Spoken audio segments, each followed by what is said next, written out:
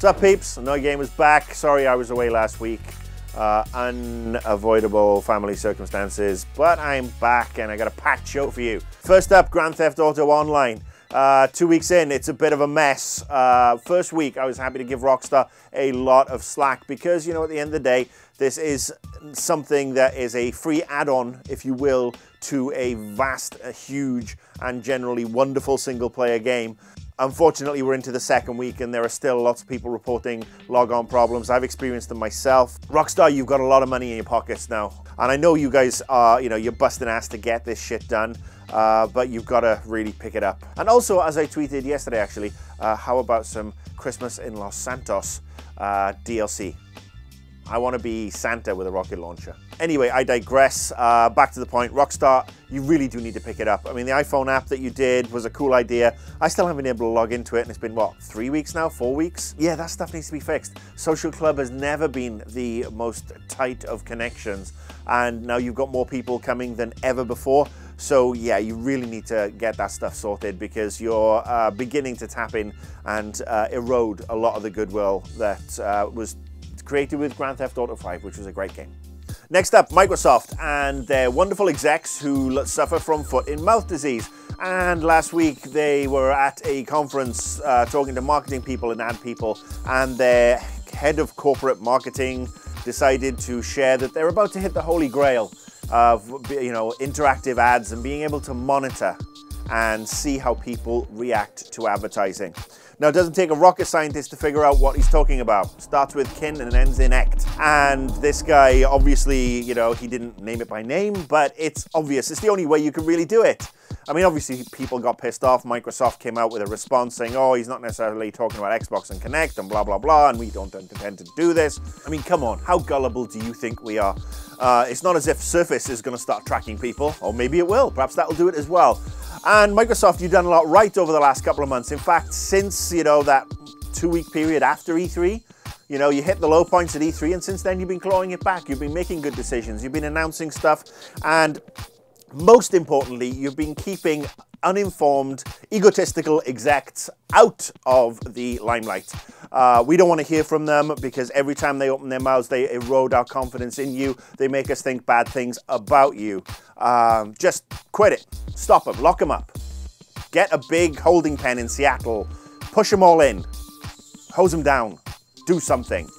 Next on the bumper bag of annoyed gamer goodies, Square Enix. New CEO, new guy in charge, came out this week and spoke to a Japanese site and said for Square Enix to be successful, you need to engage the consumer more and put more content out there and, all the usual nice things. And, great plan. And it doesn't necessarily, fit with what Square Enix needs, because what Square Enix needs is some decent leadership. Some decent leadership who has their heads outside their assholes, whether they be in the UK, the US, or Japan. All three sectors are really quite culpable right now because it's the blind leading the blind, if you will. And perfect example, the new version of Deus Ex Human Revolution, remastered, remixed, regurgitated. $29.99 Xbox, PS3, $50 Wii U. Yeah, doesn't make much sense, does it? There are people who've bought the Wii U, people who are crying out for software for it, people who are like waiting for the next Mario game, but also want something cool and different and not necessarily Mario. And so what do? You just go, oh, well, guess what? We made a shortfall in profits due to mismanagement and investing in piles of crap. And so this is what we're going to do. We're going to bump up the cost of Deus Ex on the Wii U. That's basically part one of just how stupid you guys are. Because basically this smacks of ego, of undeserved hubris. You guys have just made mistake after mistake. And let's face it, let's be honest, if it wasn't for the guys up in Canada at Eidos Montreal, you'd kind of be screwed. Let's talk about the new Final Fantasy game, the online one. I played it. I got sent a code. I played it on my PC. It's kind of cool. It's got potential. I played it for, the 1 month. Trial's up. You want to charge $15 a month? Screw you. I'm sorry, those days are over. You really have to learn. And as does Bethesda next year. Got a lot of love, Bethesda. But Elder Scrolls Online, you're going to have some issues. 15 bucks a month for an MMO, that's the way of the past. That's your problem. It's not engaging the consumer. It's not putting content out there. It's called getting a fucking clue. A clue you don't have. So Square Enix, you've got some good stuff. We're still looking forward to Thief. We're still looking forward to even that murdered haunting-y game. That looks kind of cool. You know, God forbid, I enjoyed the Final Fantasy Online game, but I'm not paying 15 bucks a month for it. You know, put a couple of microtransactions in there. I could perhaps go for that. Make it free to play, or you make it $3.99 a month. You'll get way more people playing at $3.99 a month than you would at $14.99 a month. Okay, last topic, and I've been saving this one for a while. In fact, I've been kind of worrying whether to talk about this for a while, but let's face it, I've had it up to my back teeth, and now it's time to vent. And what set me off, you might ask? Well, I saw an article this week where somebody was basically looking at the politics of Zelda and Ocarina of Time in particular, and how it was, you know, about slavery and communism and all this sort of stuff. For fuck's sake, people. It's fucking Zelda. And it's not just this particular piece that I saw online that just made me wibble. It's the Anita Sarkeesians of this world. It's the, and I know this is going to sound funny coming from me, it's the serial complainers. 10 months ago, I would have been furious with people giving Beyond Two Souls good reviews. Because I've played Beyond Two Souls, I've been playing it this week. I feel, you know, it's like a bad sci-fi channel movie with limited interactivity. I can see that people will enjoy the acting. They will like the technology that in some places looks really quite cool, and in others looks like early PS3 era gaming. But I can understand that people are gonna like that, just like they liked Heavy Rain, and I didn't. I had a conversation with Jim Sterling at PAX, and I've been sort of like leaning in this direction for a while anyway. And Jim and I were talking, and we were, you know, discussing about, you know, people can find stuff, you know, good stuff in most things, and different people like different things. And the fact that we have different review scores and different opinions for a game like Beyond is great. Which leads me on to the Anita Sarkeesians of this world and everybody else who decides to bitch and moan about Mario and, oh, it's Mario and the princess is so helpless and he has to go rescue her and blah, blah, blah, blah, blah. Because really, it's a fucking Mario game. Super Mario Brothers is a bad game because it just encourages the patriarchy, and you know, Mario has to rescue Princess Peach, who got kidnapped and is damsel in distress. You know what? If you want to take that angle, how about this one? How about, you know, looking at it from the perspective that I did, that Mario loves Princess Peach. She's not a prize, but she is somebody who is so wonderful that Bowser and Koopa, they want her. They want to kidnap her away. And for love, Mario goes through all this.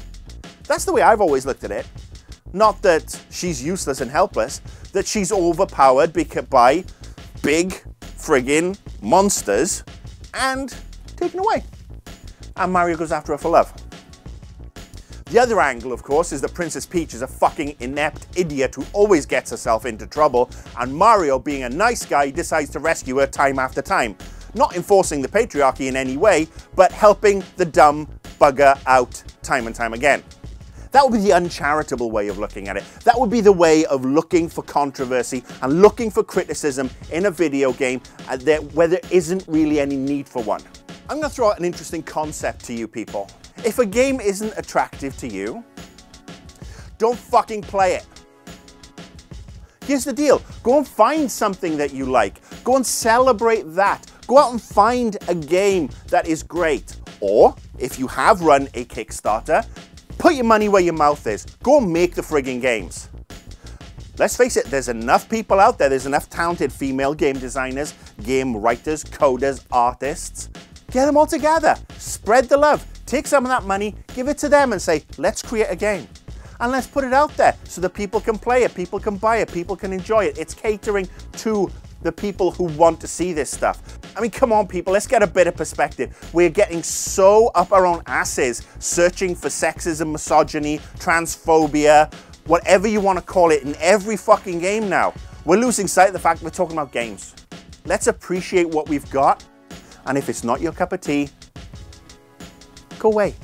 My point being, this vocal minority, almost like the Tea Party of video games. They want to hold the rest of the industry to ransom for what they perceive as their own slights. And unfortunately, bitching and moaning every single time a game comes out that doesn't have a one-legged female transgender short person from Wales as the main character just dilutes the main issue. Do we need more diversity? Yes. Do we need more female characters? Yes. Do we need maybe transgender characters? Do we need gay and lesbian characters? Yes. This isn't the way to go about it, folks. Bitching and moaning about all these games over and over and over just makes you look stupid, just riles people up, and just invites people to troll you. Just saying. Abuse me on Twitter. I'll be back next week. Bye.